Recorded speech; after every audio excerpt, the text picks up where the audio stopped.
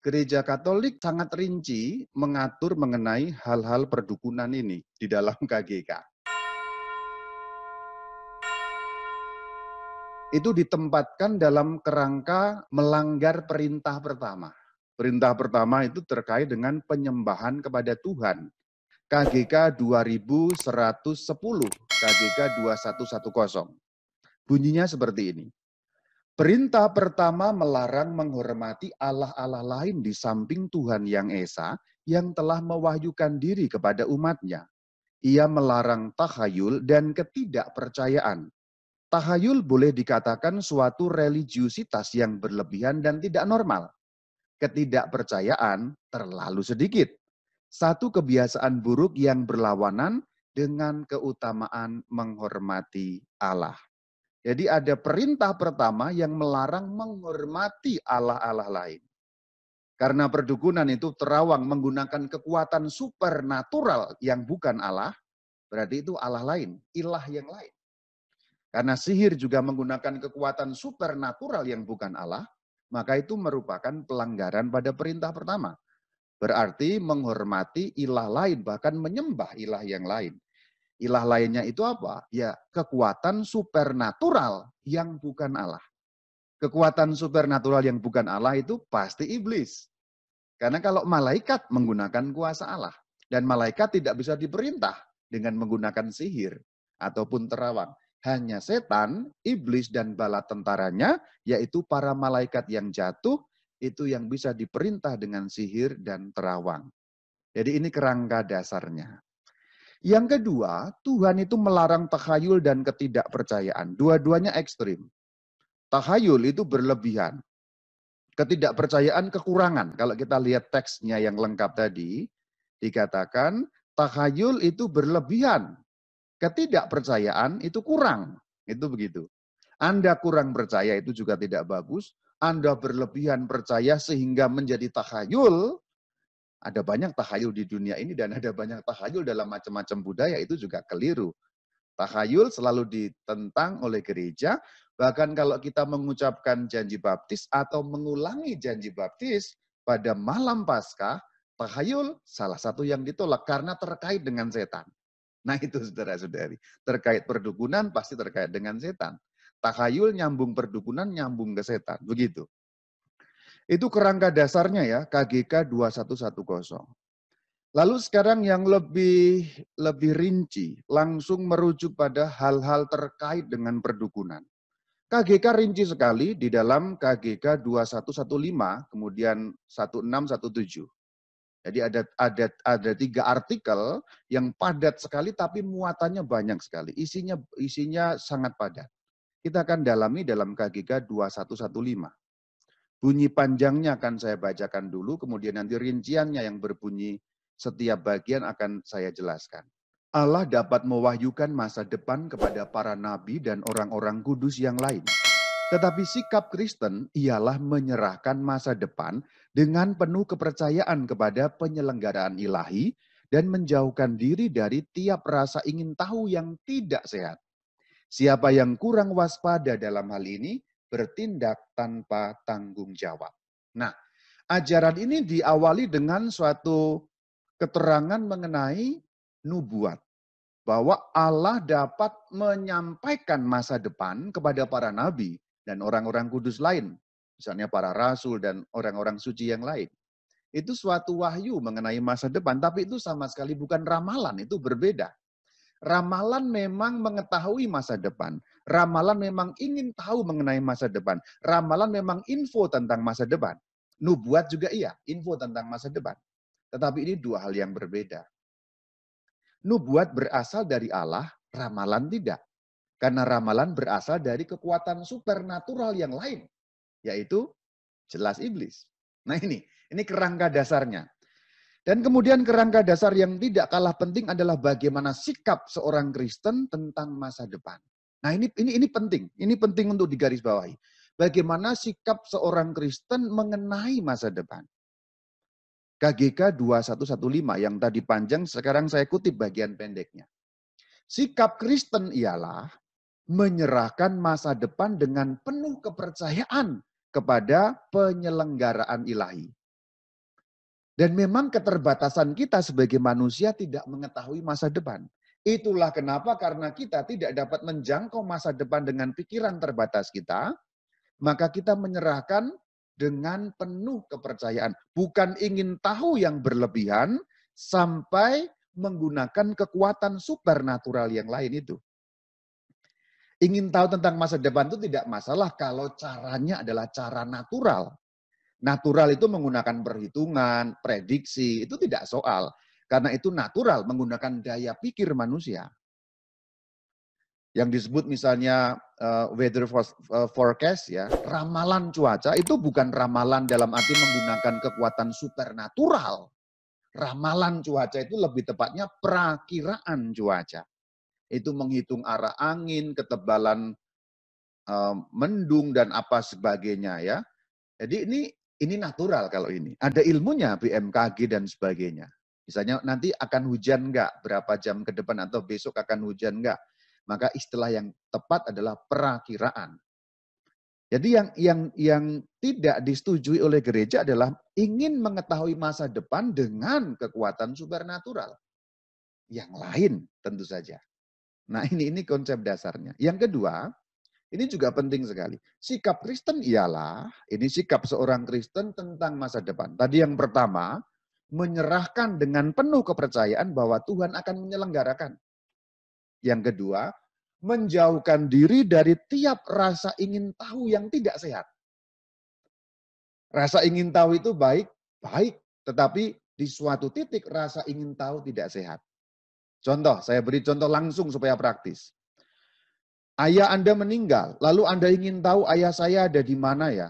Maka Anda undang dukun untuk tahu ayah saya di surga atau di neraka.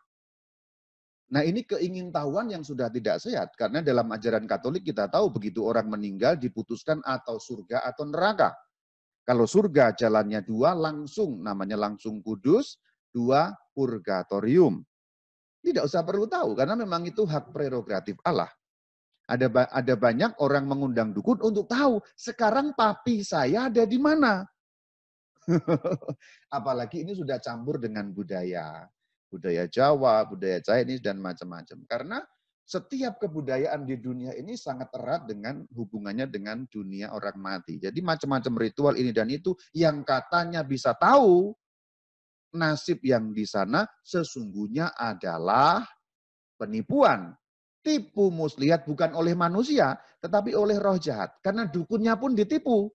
Karena yang mengaku papahnya itu adalah roh jahat yang menyamar. Jadi dukunnya pun tertipu. Kalau dukun yang menuntun Anda tertipu, apalagi Anda jauh lebih tertipu lagi. Nah ini yang dimaksud rasa ingin tahu yang tidak sehat. Anda buka toko, sebenarnya dengan cara natural biasa saja, itu bisa. Prediksi, itu tempat strategis atau tidak, pangsa pasar bagaimana, itu namanya pingin tahu yang sehat. Orang kebutuhannya di situ apa dan macam-macam. Tapi ketika Anda datang ke dukun, Mbah Dukun, atau Kong, ini nanti gimana toko saya, lalu diumik, jampi, oh tenang begini. Nah itu rasa ingin tahu yang disebut tidak sehat. Nah ini. Jadi seorang Kristen harus menjauhkan diri dari rasa ingin tahu yang tidak sehat. Rasa ingin tahu itu sehat pada porsinya. Tapi kalau porsinya sudah supernatural, itu tidak sehat. Rasa ingin tahu yang natural selalu sehat. Tapi yang supernatural dimanfaatkan roh jahat untuk kekalahan kita. Itu tadi 2115. Dua hal tadi ya, mengenai sikap Kristen tadi. Dicatat baik-baik. Menyerahkan masa depan penuh percaya. Yang kedua, jangan ingin tahu dengan tidak sehat. Karena sangat berbeda ramalan dan nubuat. Ini baru konsep awalnya, konsep dasar 2115. Sekarang 2116 sudah lebih praktis. Agak panjang saya bacakan. Segala macam ramalan harus ditolak, mempergunakan setan dan roh jahat, pemanggilan arwah atau tindakan-tindakan lain yang tentangnya orang berpendapat tanpa alasan, seakan-akan mereka dapat membuka tabir masa depan. Di balik horoskop, astrologi, membaca tangan, penafsiran pratanda dan orakel atau petunjuk gaib, paranormal dan menanyai medium, terselubung kehendak supaya berkuasa atas waktu, sejarah, dan akhirnya atas manusia. Demikian pula keinginan menarik perhatian kekuatan-kekuatan gaib. Ini bertentangan dengan penghormatan dalam rasa takwa yang penuh kasih yang hanya kita berikan kepada Allah. Nah, itu tadi KGK 2116. Sangat praktis. Sangat praktis. 2115 konsep dasarnya. 2116 lebih praktis. Bahkan dirinci apa-apa saja yang ditolak. Tidak hanya cukup yang umum, tapi juga di situ dirinci beberapa hal yang tidak boleh dilakukan. Kita lihat ya, pelan-pelan. Tadi ini kan konsep awalnya, kemudian 2116 rinciannya. Panjang, tapi saya akan penggal-penggal sedikit. Segala macam ramalan harus ditolak. Ini kalimat pertama dari KGK 2116. Artinya, seorang Katolik itu jatuh ke dalam pelanggaran terhadap perintah pertama kalau melakukan ramalan. Jadi dikatakan segala macam. Di dalam bahasa Inggrisnya disebut forms, semua bentuk. Ya, segala macam semua bentuk. Latinnya juga forma, semua bentuk. Semua bentuk ramalan yang ingin mengetahui masa depan harus ditolak. Artinya seorang Katolik tidak pernah boleh mengikuti ramalan dalam bentuk apapun. Ini KGK luar biasa pernyataan ini. Mengingatkan setiap orang Katolik. Kemudian yang lebih bagus adalah dirinci. Yang tidak boleh itu apa? Jadi ramalan, kemudian rinciannya. Mempergunakan setan dan roh jahat. Jadi meramal dengan tanya kepada setan dan roh jahat itu tidak boleh. Pemanggilan arwah. Memanggil roh-roh orang mati. Yang sebenarnya kita tahu di balik pemanggilan arwah itu ada setan yang selalu menyamar dalam diri orang yang meninggal. Jadi sebenarnya pemanggilan arwah tidak lain dan tidak bukan sesungguhnya adalah kembali ke nomor satu, mempergunakan setan dan roh jahat tanpa orangnya tahu. Dikibulin. Jadi pemanggilan arwah itu tidak lain adalah pemanggilan setan. Karena yang tampak sebagai arwah, yang muncul sebagai arwah, sesungguhnya roh jahat yang menyamar. Jadi itu pengibulan luar biasa. Tipu muslihat yang tidak banyak orang tahu. Dan semoga setelah Anda mendengar ini Anda tahu. Yang ketiga, tindakan-tindakan lain yang membuka tabir masa depan. Jadi ini prinsip umumnya tadi kemudian diturunkan dalam cabang-cabang yang lebih kecil. Kemudian bagian selanjutnya lebih rinci lagi, horoskop. Nah, itu horoskop itu dilarang. Astrologi itu dilarang. Astrologi menggunakan ilmu perbintangan itu ya, kalau bintang ini ketemu ini nanti pengaruhnya begini ya. Horoskop, ya bahwa pergerakan benda-benda langit mempengaruhi bumi itu betul. Mempengaruhi iklim, mempengaruhi cuaca dan sebagainya itu betul. Misalnya pergerakan bulan saja mempengaruhi pasang surut dan sebagainya. Tapi itu tidak mempengaruhi nasib manusia, saudara. Mempengaruhi alam itu betul. Alamnya bisa sama, nasib orang bisa berbeda. Lalu bagaimana mungkin kita menghitung dalam jangka waktu begini lalu nasibnya sama? Kan itu konyol sebenarnya. Jangka waktu sebulan gitu ya. Ini orang yang Gemini atau apa begini semua. Orang ini berbeda-beda, situasinya berbeda-beda, konteksnya berbeda-beda, lingkungannya berbeda-beda. Bagaimana bisa sama? Jadi dirinci horoskop, astrologi. Membaca tangan. Nah, membaca tangan. Membaca tangan ya, ini banyak terjadi. Tolong ini tangannya ini, garisnya coba. Ini saya sering dibaca itu. Nih, tangan saya ini berbeda saudara-saudari. Anda lihat nih. Saya sering dibaca, waduh Romo itu garisnya tegas apa? Saya bilang, itu hanya karena lipatan pada saat saya di dalam rahim mama saya kan menekuk begitu, lalu lipatannya menghasilkan garis tangan. Sesimpel itu, as simple as that. Tidak ada urusan dengan masa depan. Garis tangan lalu kerut-kerut semua itu kan karena kita begini dalam tangan mama lalu membentuk garis karena ditekuk terus, digerakkan lalu terbentuk pola garis seperti itu. Sama kan kayak garis senyum dan lain sebagainya, itu hal yang sangat natural sebenarnya. Kenapa harus dikaitkan dengan jangkauan di masa depan? Oh nanti di sini ini garis anaknya berapa? Oh ada yang pernah bilang, waduh anaknya 5. Sampai hari ini saya nggak pernah punya anak. Yang berikutnya, penafsiran pratanda dan orakel atau petunjuk gaib. Pratanda-pratanda itu juga bisa dengan kartu-kartu loh, tarot misalnya. Hati-hati dengan itu tanda-tanda dengan kartu Anda suruh ini lalu di ini dengan manik-manik. Pokoknya pratanda-pratanda dengan alat-alat itu. Lalu petunjuk gaib, orakel. Orangnya kemasukan dan sebagainya. Yang berikutnya paranormal. Nah, ini segala bentuk paranormal. Clairvoyance sebenarnya ya keparanormalan, perdukunan pada umumnya atau bahasa Jawanya klenik ya, klenik, okultisme dan macam-macam hal itu. Lalu yang berikutnya menanyai medium. Maksudnya apa? Orang kemasukan roh itu. Orang kemasukan lalu ditanyai, wah nanti ini bagaimana? Lalu orangnya ngomong ini dan itu lalu dipercaya. Itu juga sama, tidak lain sebenarnya pemanggilan roh jahat. Jadi dalam KGK 2116, petunjuk yang sifatnya kateketis tadi dirinci dalam petunjuk yang praktis. Dan ini sebenarnya menjadi boleh dikatakan pedoman bagi kita. Karena ajaran gereja Katolik sangat jelas mengenai ini. Bahkan sangat rinci sampai hal-hal yang lebih praktis. Horoskop, astrologi, pembacaan tangan, penafsiran tanda-tanda, orakel, petunjuk gaib, keparanormalan, perdukunan, medium-medium gaib, itu semua dilarang. Memanggil setan, memanggil arwah, tindakan meramal membuka tabir masa depan, itu rinci sekali di dalam KGK 2116. Kenapa kok itu dilarang? Nah ini landasannya. Sekarang ini landasan filosofisnya ya atau teologis.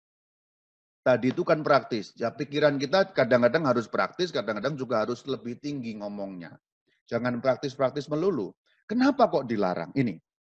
Terselubung kehendak supaya berkuasa atas waktu, sejarah, dan akhirnya atas manusia. Jadi semua tadi itu, yang ditulis dilarang-dilarang tadi itu, kenapa kok dilarang? Karena di situ ada kehendak kuat untuk berkuasa atas waktu. Manusia itu sesungguhnya diciptakan tidak berkuasa atas waktu, karena waktu itu kekuasaannya Tuhan. Kita akan seperti apa itu kita tidak tahu. Secara natural memang diciptakan kita tidak tahu. Bahkan dikatakan Tuhan kan berjaga-jagalah selalu, karena memang kita tidak berkuasa atas waktu. Karena diciptakan tidak berkuasa atas waktu, ya teruslah begitu. Jangan ingin melampaui yang tidak bisa dilampaui. Melampaui secara natural itu tidak masalah. Artinya berkuasa atas waktu secara natural dalam arti manajemen waktu, mengatur waktu dalam 24 jam, mengatur jadwal itu boleh karena itu natural. Tapi yang dimaksud berkuasa atas waktu di sini mengetahui masa depan, ingin menyingkap nanti seperti apa saya, sehingga saya bisa mengambil langkah untuk menghindari atau dan sebagainya. Nah itu. Selanjutnya, ini bagian yang terakhir dari pembahasan kita. Ini masih agak panjang karena masih rinci juga. KGK 2117. Bunyinya seperti ini. Semua praktik magi dan sihir yang dengannya orang ingin menaklukkan kekuatan gaib, supaya kekuatan itu melayaninya, dan supaya mendapatkan suatu kekuatan adikodrati atas orang lain, biarpun hanya untuk memberi kesehatan kepada mereka, sangat melanggar keutamaan penyembahan kepada Allah. Tindakan semacam itu harus dikecam dengan lebih sungguh lagi kalau dibarengi dengan maksud untuk mencelakakan orang lain, atau kalau mereka coba untuk meminta bantuan roh jahat. Juga penggunaan jimat harus ditolak. Spiritisme sering dihubungkan dengan ramalan atau magi. Karena itu, gereja memperingatkan umat beriman untuk tidak ikut kebiasaan itu. Penerapan apa yang dinamakan daya penyembuhan alami tidak membenarkan seruan kepada kekuatan-kekuatan jahat maupun penghisapan orang-orang lain yang gampang percaya. Ini kalimat panjangnya. Panjang tapi penuh dengan muatan isi. Kita akan bedah perlahan-lahan. Pertama ini, di bagian awal dari ajaran gereja dalam KGK 2117, kalimat utamanya adalah semua praktik magi dan sihir sangat melanggar keutamaan penyembahan kepada Allah. Jadi praktik magi, magic, ya, bahasa Inggrisnya magic. Oh, tapi bukan dalam arti sulapan bocah itu ya, karena sulapan bocah itu dalam bahasa Inggris disebut magic juga yang 1, 2, 3 jadi apa, prok, prok, prok. Nah itu sulapan itu tidak menggunakan kuasa jahat kalau yang hanya seperti itu ya, bocah-bocah itu. Tapi magic dalam arti menggunakan ilmu gaib ya. Semua praktik magi dan sihir, ya sihir, perdukunan ini, melanggar keutamaan penyembahan kepada Allah. Berarti sebenarnya perdukunan membawa kita menyembah berhala. Setara dengan menyembah berhala. Karena pelanggaran kepada perintah pertama itu adalah penyembahan berhala. Anda pergi ke dukun, Anda menyembah berhala. Gampangnya begitu. Anda menggunakan sihir, Anda menyembah berhala. Anda ikut ramalan, Anda menyembah berhala. Dan pelanggaran pada perintah pertama ini fatal. Kalau perintah yang lain tuh gampangnya ya saya pakai istilah gampang. Kalau perintah yang lain gampangnya kita hanya menyerang mungkin batangnya, rantingnya gitu ya, dosa-dosa yang lain. Tapi kalau kita menyerang perintah pertama kita menghancurkan pokok intinya. Kalau pohon itu kita menebang sampai mencongkel akar-akarnya. Karena Allahnya Anda kesampingkan. Lalu untuk apa lagi beragama, beriman gitu. Kalau Allahnya sudah dikesampingkan. Jadi sebenarnya begitu. Pelanggaran perintah pertama itu fatal karena seperti membatalkan hal yang lain-lain itu. Kalau Anda menipu itu Anda masih belum menolak Allahnya gitu loh. Ini bahasa gampang, bukan berarti menipu lebih baik, ya semuanya jelek. Tapi saya mau mengatakan, kalau Anda menipu itu belum menolak Allahnya. Hanya mengkhianati perintah Allahnya. Tapi kalau Anda melakukan perdukunan, itu sudah penyembahan berhala yang artinya sudah menolak Allah. Nah itu artinya. Maka gereja mengingatkan ini penting sekali untuk tidak melakukan. Karena ini betul-betul dosa melawan perintah pertama. Seluruh praktik magi dan sihir. Kalau dalam bahasa kita, semua praktek perdukunan. Semua praktek klinik, semua praktek paranormal, termasuk yang Katolik menggunakan metode-metode doa-doa Katolik. Ya, karena juga tidak sedikit dukun paranormal yang begitu-begitu menggunakan, nggak apa-apa ini doanya Katolik. Masalahnya bukan nggak apa-apa doanya Katolik, kekuatan apa yang dipakai itu yang menjadi masalah. Ketika kekuatan supernatural yang bukan Tuhan, yang pasti iblis tentu saja, yang dipakai, lalu apa gunanya doa? Karena kekuatan yang dipakai adalah kekuatan dari roh jahat. Jadi kalau kita ngomong mengenai perdukunan ini, tolong dengarkan baik-baik saudara-saudari. Kita tidak cukup hanya bicara soal yang praktis-praktis dan rinci-rinci. Pikiran kita juga harus agak filosofis dan teologis gitu. Kenapa kok ini tidak boleh? Kenapa kok sangat ditekankan pelanggaran pada penyembahan Allah ini? Jadi karena itu semua. Jadi tolong sekarang setting dulu pikiran Anda ya. Jangan langsung buru-buru hal praktis gitu. Tapi intinya dulu, katekisnya dulu, baru nanti turun kepada hal yang praktis. Nah, pola KGK kan begitu. Yang inti dulu disampaikan, baru kemudian yang praktisnya apa gitu. Jadi ini dicerna dulu ya. Kenapa landasannya, intinya, baru nanti nyambung kepada rincian-rincian berikutnya. Nah, cara berpikirnya mesti begitu. Mendalami iman Katolik juga mesti seperti itu. Landasannya apa, alkitabiahnya, katekisnya apa, baru nyambung ke penerapan secara praktis. Berikutnya masih 2117. Biarpun hanya untuk memberi kesehatan. Nah, ini bagian ini gereja sudah memberitahu bahwa ada juga praktek sihir yang memberi kesehatan. Jadi ini pun dilarang. Karena ada juga metode-metode, enggak apa-apa, ini kan bukan untuk nyerang orang. Ini kan untuk kesehatan, katanya begitu. Boleh enggak? Tidak. Dan itu sama dengan perdukunan. Gereja sudah mengingatkan biarpun hanya untuk memberi kesehatan.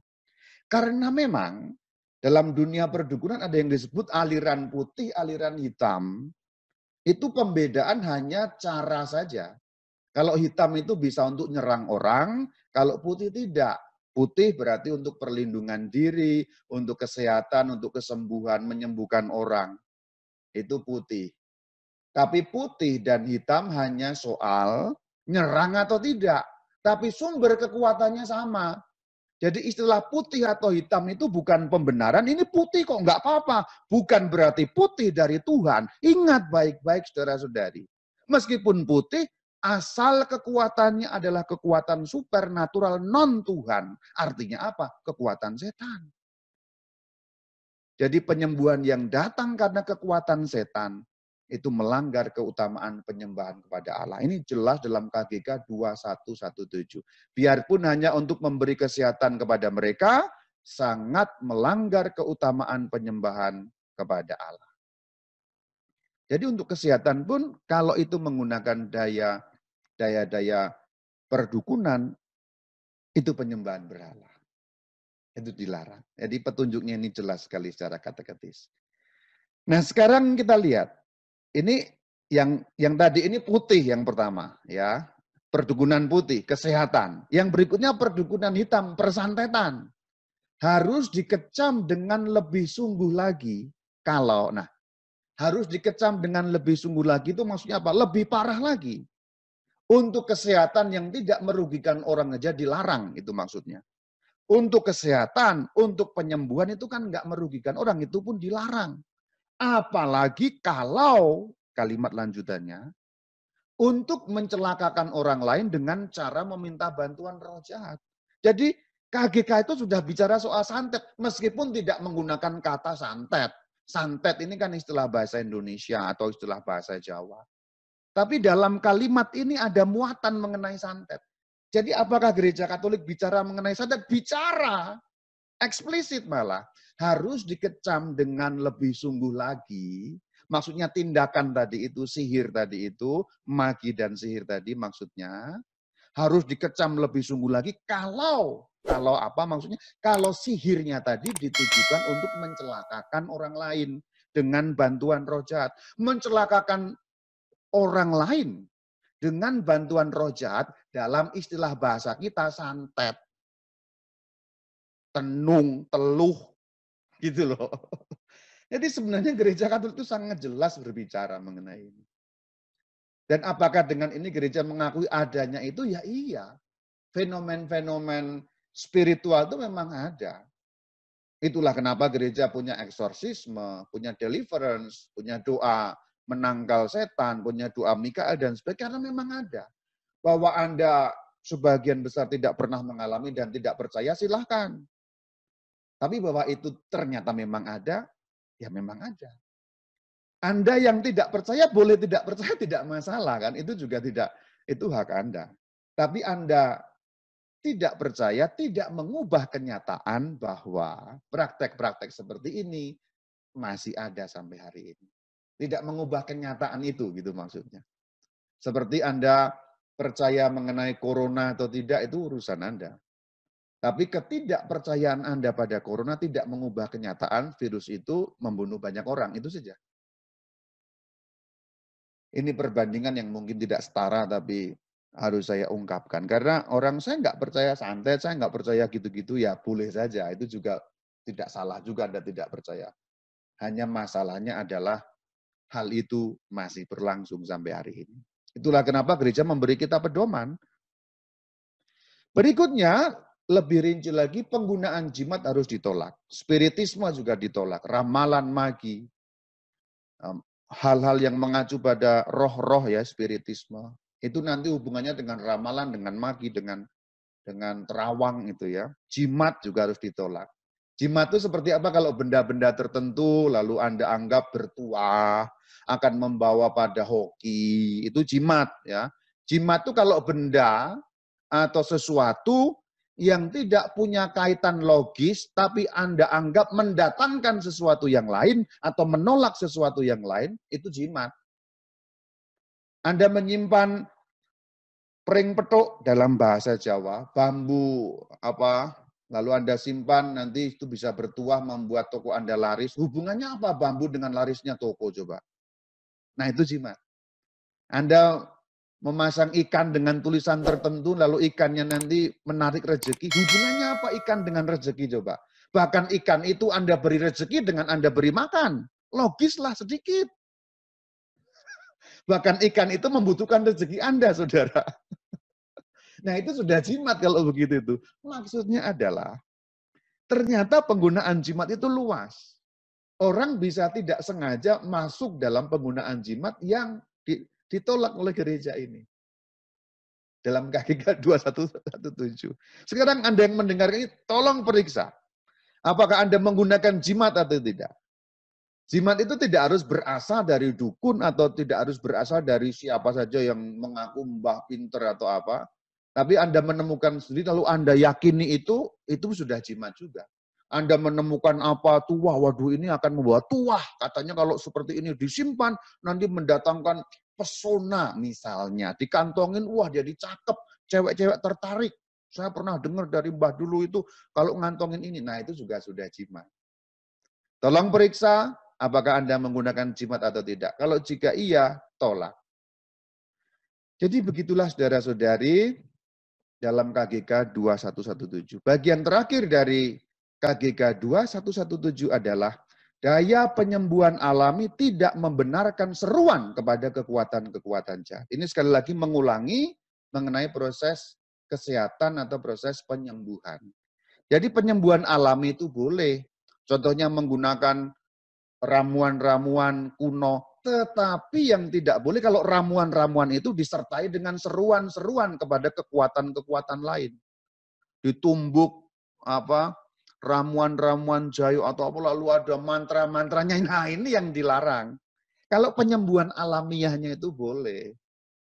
Alamiah ya, alamiah berarti natural. Sekali lagi, kata kuncinya adalah natural versus supernatural. Yang dibolehkan itu natural. Kalau supernatural itu nanti kekuatan jahat yang datang.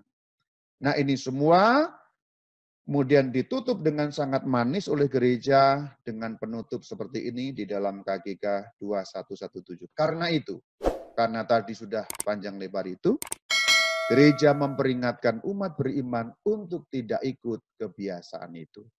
Ingat baik-baik, gereja sudah memberi landasan yang ketat, yang jelas, bahkan rinci dalam 3 pasal KGK atau 3 artikel 2115, 2116, 2117. Ingat apa yang saya katakan, kita harus membebaskan diri dari semua bentuk perdukunan, perjimatan, dan segala macam yang dirinci tadi, agar kita tidak jatuh kepada penyembahan berhala, menolak Allah, kemudian menyembah ilah-ilah yang lain yang bukan Allah. Demikian, Shalom Alaikum.